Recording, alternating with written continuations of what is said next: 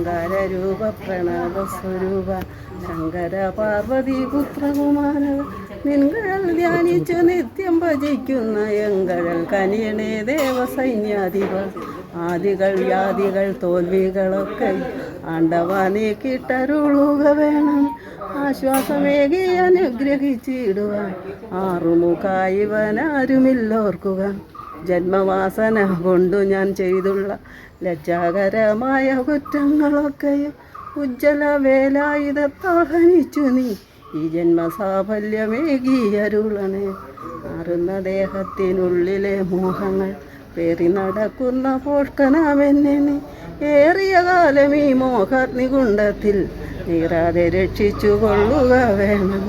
കാരുണ്യമൂറുന്ന തൃക്കൺമുനകള കാലകാലാത്മജാകാത്തിട വേണമെന്ന് കാടു പിടിച്ചൻ മനസ്സിലെ ചിന്തകൾ കാമാരിപുത്ര ഹനിച്ചിട വേണം